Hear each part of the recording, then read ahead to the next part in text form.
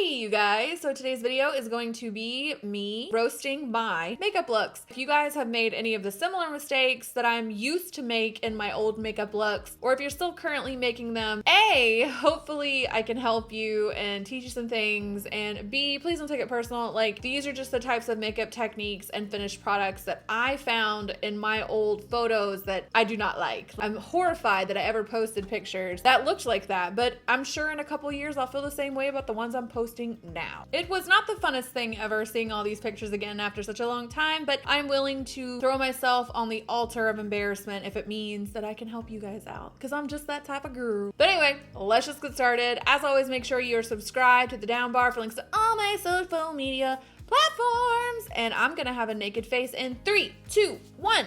So I literally just woke up, turned the camera on. I'm wearing my dog hair covered sleepy shirt, so go ahead and don't judge me. I'm gonna do my makeup today while I react to my old makeup looks, and I'm gonna try to fix the mistakes that I used to make. So first we're gonna talk about brows, because I do brows first in my makeup routine, and as far as like the bad makeup choices that I was making for a while there, brows were definitely one of them. I have gone through it with brows. I think most of us kind of have that period where we're figuring it out, and my brows back in the day were terrible. I don't know what's happening with so much of this makeup look. I literally don't even feel like I look like this. I was doing so poorly with the shapes that I was creating with my makeup that it completely transformed me in a totally unflattering way. I don't even know what this shape is. It's so big and blocky. For me, eyebrows should be fluid. Like, you can have an arch or whatever shape you want to have, but it needs to be a fluid line. Here you can see where I very harshly go up and down. Like, it is harsh.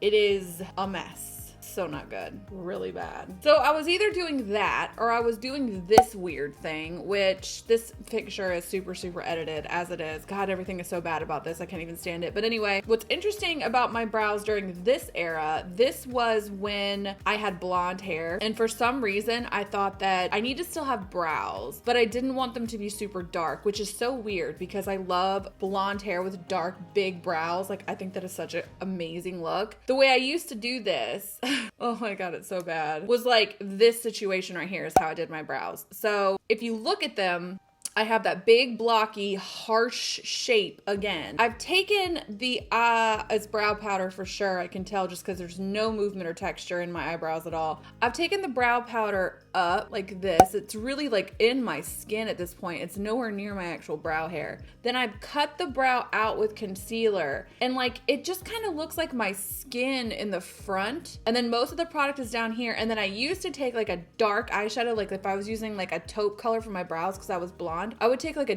dark brown eyeshadow and trace out just the bottom. It was so weird. So to fix the mistake of my past, this is how I'm gonna do it. So you need to create shape with your eyebrows, but you don't need to fight your natural shape super hard, which is like the main thing I think I learned about makeup, is that like, don't fight what you have so hard. Embrace more things. So I'm still taking brow powder. I still use a taupe color. I don't want anything too warm or too cool. And I am following the shape I already have. I'm not going any higher. I'm not going any lower. And I'm really not being super perfect with it. I'm just putting it down to like lay a base. This is the Urban Decay Brow Blade in the color Neutral Nana. I'm gonna run this through my brows, but just kind of like quick flicks, nothing too harsh. I feel like in 2014, that was like the rise in the heyday of the very Instagram brow. It was like a very intentional kind of blocky brow situation, and people would have, some people had like ombre brows. Do y'all remember that? Okay, so now I'm gonna move on to brow gel, which I think is like the most crucial aspect of my current brow routine, and also used to be an area that I used to really screw things up. So this particular brow gel situation that I use now, which is the Urban Decay Brow Endowed, it is incredible. I love it. But one of the main things I love about it is if you look at my old brows, clearly what I was trying to do was make them look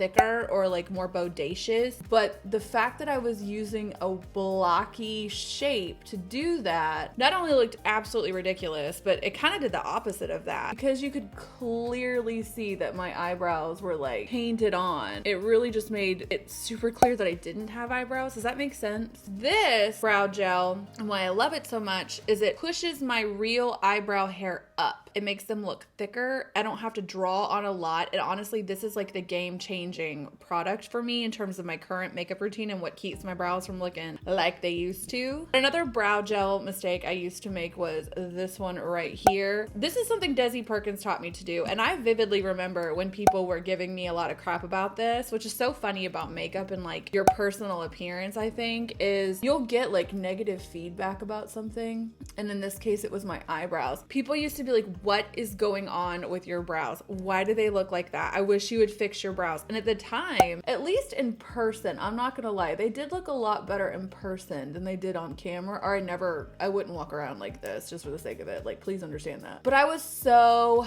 stubborn. I was just like, I look great. Looking back at it now, I'm just like, what were you? It looks so bad. Basically what I was doing here was I saw a video where Desi Perkins would apply her brow gel first, and what she was using was Anastasia clear brow gel, and she would apply it all over her brow and then fill her brow in with a pencil, because the gel was lifting her brows, giving them movement, giving them some texture. And then in my case, at least, why I stuck to this plan so hardcore was the brow pencil itself would adhere really well to that clear brow gel that I put down. So in my mind, this was like a perfect system. But that's what I like about this brow gel, is it thickens them up and makes them look bigger, but makes the hair look more noticeable, so it literally doesn't look like I just drew on my brows. I'm gonna carve out my brows, which I know this trend in particular probably died for most people in like 2016. And for me, it was dead for a long time too. I've only just brought it back, but I do it a little differently now. And I do it because I do my brows first, and doing my brows first puts me in a position where I might get like foundation all over my brow. But something about putting this concealer right here makes it a little easier to make sure I don't run over my brows with my foundation brush. Also, when I used to do this, I really didn't blend it out. Like, I would just kind of leave a stripe of concealer on my forehead. Then I always take a concealer and put it underneath my brow bone. And more importantly, I feel like when I do this, when I like kind of define the brow bone with concealer a little bit, I feel like I have to use less brow product. I'm a lot less heavy-handed because I know that this concealer, once I lay it all down, is gonna help my eyeshadow pop more. It's gonna help my brows stand out, but it's not like it once was. So for this eyeshadow look today, I need to give you guys a little backstory. First of all, I'm going to do the eyeshadow look that I think flatters me the most, or one of the eyeshadow looks that flatters me the most, because I'm trying to show you guys what the journey of getting better at your makeup looks like. And part of that journey is understanding that while makeup trends may come and go, and certain styles of makeup might be really popular on social media, at the end of the day, you're going to go back to the things that look best on you. Eyeshadow was like the hardest thing for me to do when I was starting out with makeup. The big problem that I had with it was my eyes are hooded, they're smaller, they're downturned. They were not the easiest to learn how to do makeup on. Now I have it figured out. I know what eyeshadow looks flatter me. I know which ones are the easiest ones on me. That's why, like, doing a lot of cut creases and crazy stuff like that, I don't really mess with it because it's not realistic. I don't feel like I look very good in it, and it doesn't really flatter my particular eye shape. So I had to label the pictures that I was saving so that I knew like kind of what to talk about while I was filming this. And I called this picture, the whole thing is bad. The literal whole thing is just so bad. So there's a lot wrong with this makeup. Like, I could go item by item. The brows are terrible. The skin's terrible. The blending on the eyeshadow is terrible. That eyeliner wing is terrible. Like, the whole thing is bad. But it's very similar to the kind of look I'm going for today. I will not be using a wing because honestly, I just don't do them that much anymore. If I do a wing, it is because that is what focal point of that look is. Like, everything else is chill. I have a wing on today. If you're already creating shape with eyeshadow, like, you just don't have to go so hard with more shape in the form of like eyeliner eyeliner, for example. What I used to do, and I'm gonna show you a few pictures of this example right here while I'm talking. Oh, so bad. As you can tell from the outer corner of this picture, much like the last one, I just used to like hardcore do this thing. I used to apply my gel liner or liquid, whatever it was, and I would apply it so incredibly thick on my outer area, because when you have hooded eyes, like, you just have to do things a little bit different, and eyeliner is one of those things. Like, because when I look dead on at you, you can't see anything except what's on the outside of my actual like eye. In other words, there's no visible lid space. You kind of have to take your wing out a little bit bigger than your eye to kind of support your eye shape and create an actual wing. Now, I was already wearing a crap ton of eyeshadow, and then I would even further try to create shape using that wing, and the way I would do it is drawing it on really thick, and then I would take black eyeshadow and like pack it in the outer corner of my eye, like that was doing anything for me except looking really, really messy. And in this particular picture, you can see where that eyeliner and the shadow just got all over my eyelid. Like, it's just not good. So the main way I create the same shape that I used to create with my wing using darkness or color depth is I just take a really small brush and I just focus some of that color just out here, and it's literally doing, at least with my eye shape, it's doing pretty much the exact same thing, if not doing more for me. Because like I said, a lot of these pictures that I look at now of my old makeup, I look like a totally different person, and it's because the shapes I was using were not following along or enhancing my existing face, eyebrow, whatever shape. I was trying to create something different, and it was just really harsh and not good. So minimizing the amount of lines that I have in general in my makeup is one of the main things that I feel like has made the biggest difference in how my makeup actually looks. That's why things like cut creases and blah blah blah, while they may be very, very trendy right now, if you're not doing it extremely well, it can definitely give you a very stamped on makeup look, which is what I feel like I was doing for a long time. One of the other things I clearly used to do, as evidenced by this picture right here, where I would put like a shimmery shadow or something like that on my lid, and I would keep it really, really low. Now, with hooded eyes, you have to understand that if you take your eyeshadow shape out and up, you have to balance things out somehow. I was taking color really high, then keeping down here very low, which doesn't really make any sense. Like, things need to go together. So if these transition shades, these blending colors are going all the way up here, but my dark colors and my highlight colors are staying down in this area, it just wasn't doing anything for me. It didn't look very good. And like, for example, in this case in particular, it actually makes my eyes, to me, look a little bit more droopy. I don't know. And then that teal color in this one, like, you can't even see it. You literally just can't even see the teal, which is fine, but I just don't feel like it was doing what I wanted it to do. And more importantly, when I used to do my eyeshadow, I'd get so frustrated that it never looked the way I wanted it to look. So now when I do an eye look like this, I take this lid color up and over. Like, I'm not shy about it. Where in the past, I used to literally just keep it down here. I don't know why I was doing that. If you guys want more in-depth eyeshadow videos, I will put some right here. There's some of the videos that I've done that I feel like get the most positive feedback. People tend to really like them, say they learn a lot from them. So if you want more in-depth tips and tricks, definitely check those out. Okay, so I'm gonna do eyeliner. The main thing that's different now versus then when it comes to my eyeliner is, like, once again, I don't do a wing very much, but I really try to keep the liner as close to my lash line as humanly possible. Like, I really don't want you to be able to tell I'm wearing it at all. Honestly, I wear eyeliner really just to anchor my eyelashes to my eye, because sometimes when you don't have anything on your eyelid, it kind of looks like your eyelash is sort of floating above. Like, you'd have to get it really close to your lash line for you not to be able to see it. This just gives me a little bit of a safety barrier. Also, fun fact, here's a big tip for you guys. When it comes to your eyeliner, you need to kind of have your your eyeliner be similar in thickness to the band of your lash. Meaning if you have like an Ardell Wispy that has like no band and the lash itself is not bushy, like thick, it's more long and wispy, you don't want to take a thick eyeliner and a thin lash and a thin band because it doesn't do anything for you. When it comes to makeup and like makeup tips, it's one of the biggest ones I can give you is you kind of want everything to flow together. You want your lash and your liner to be of a similar thickness. You also want your eyeshadow to be of a similar, what's the word I'm looking for, height in proportion to your eyelashes. So meaning like on days that I don't wear any eyeshadow, I typically definitely don't wear any lashes because I feel like the lashes look even more fake when they're not kind of backed up by a smoky eye. So for example, these lashes for me are more natural, if you will. They're thinner at least, but they're still super long. So like this band isn't invisible. So my eyeliner is going to be around that thick. But really quick, I'm just going to put some eyeliner on.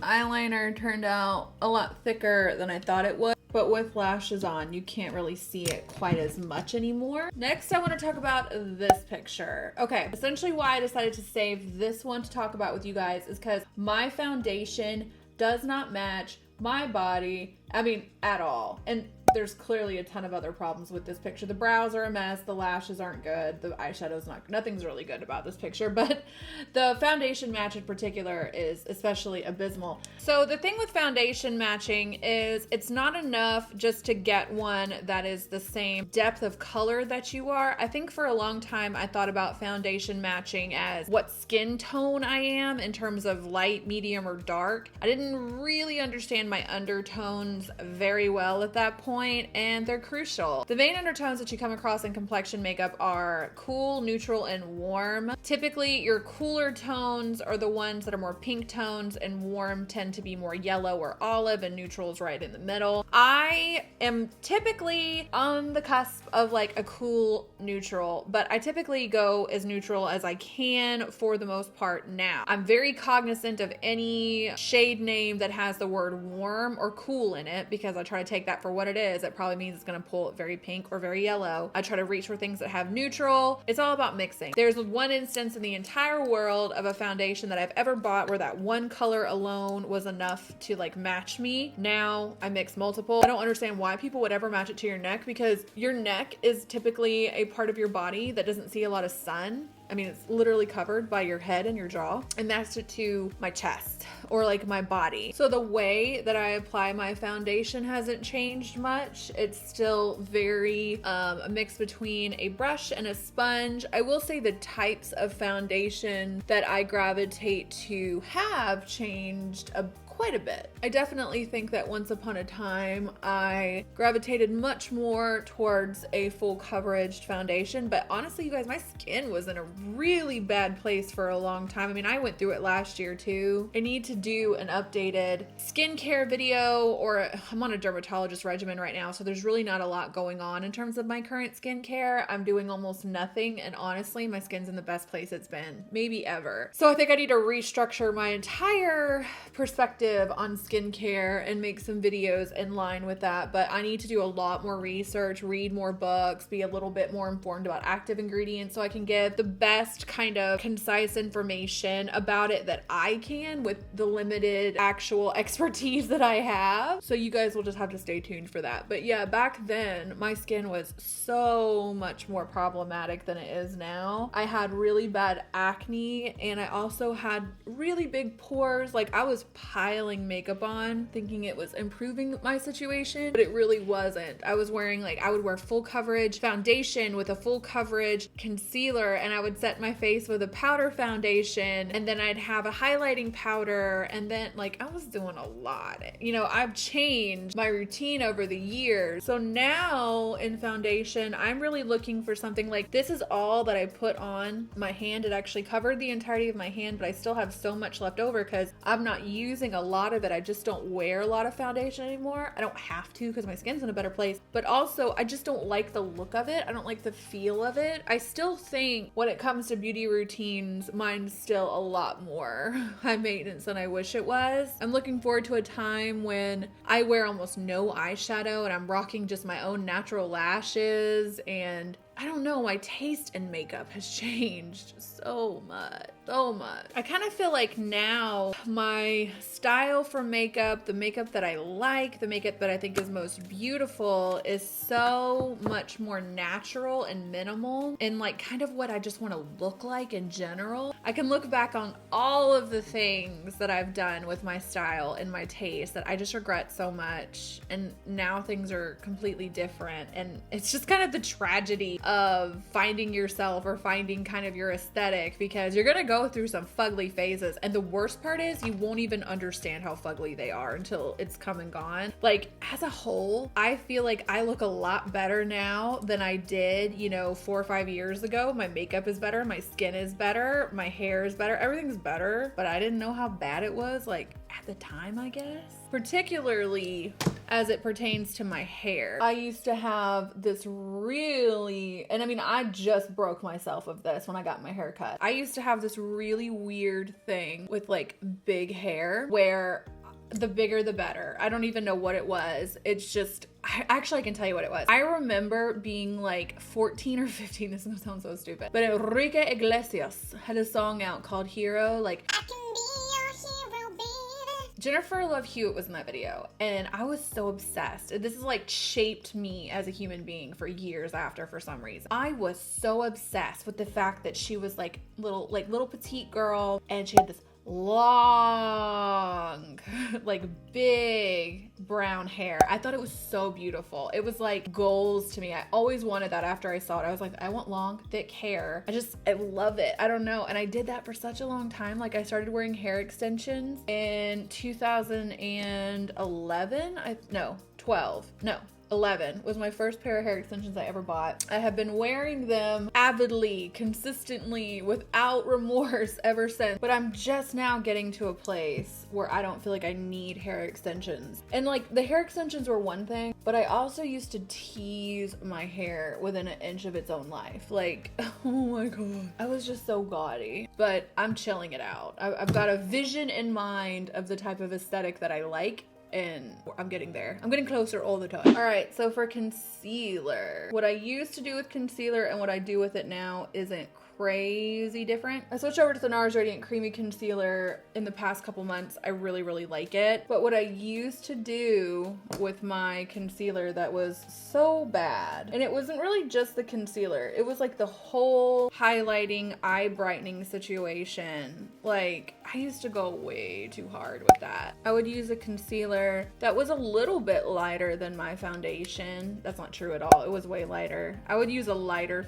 concealer. Then I would use a highlighting pen. MAC made these highlighting pens that were really big. I don't know if they still make them or if they're still big, but they were the Radiance Prep and Prime, Radiance da-da-da-da-da. There was a yellow one and a pink one. It's basically a highlighter. Like, I would put so much of that crap on. Like, it didn't even make any sense. And then on top of that, I would apply an under eye brightening powder. Typically, it was this stark white, and I'm not being hyperbolic, it was white. This stark white powder from MAC. My under eye area would basically be 4 shades, 5 shades, a ridiculously light tone compared to the rest of my face. And then on top of that, I wasn't really blending anything together. My complexion used to be like all different colors, but that kind of makes sense looking back at it now, because I was using so many different colors on my face and certainly was not blending them. So I was using like a super brightening under eye powder, and then I was using a powder foundation which is very opaque, and then bronzer and contour, and sometimes, depending on where I was in my makeup journey at the time, I was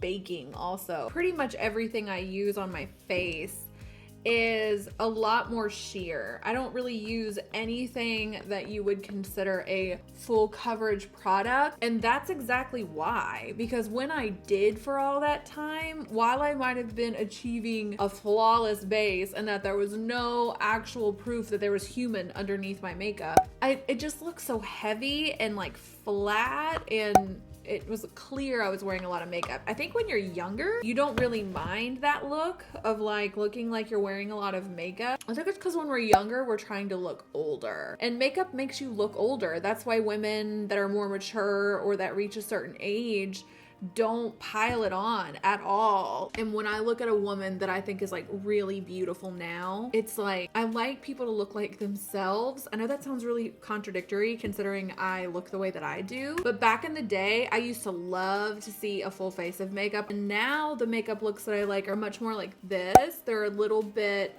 like what draws me into that is I'm like, that girl is beautiful. It's not her makeup. Even though I'm putting on what you could consider like a pretty close amount of makeup to what I used to wear in terms of like steps and products, the products I'm using themselves are just a little more subtle than they once were. I talked about this before in a video where I made a comment about how I think that it's a little unhealthy for us to get super like fixated on this idea of trying to use makeup to like perfect us, when I get it, like if that's what you want to do, that's fine. I'm not here to shade you on that level, but I think sometimes we don't realize when we're in the pursuit of perfection that sometimes like it's just not even that good. Like it's not good. I'm gonna turn the camera off, do my lower lash line, do my hair, all that stuff, and then I'll be back to kind of sum all this crap up. So see you in a minute.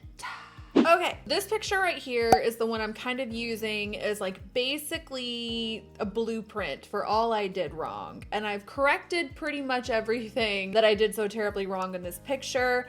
I'm just going to move on to the final steps of my makeup routine. And one of the last steps I always do that I tell you guys about all the time is I take a ambient lighting powder from Hourglass and I run it all over my skin. Lips, I'm gonna do something pink. I've been like weirdly into pink lately. I don't know what it is. I've been liking this pink backdrop. I did a hot pink eyeshadow look not too long ago. I'm just into pink. It's very strange.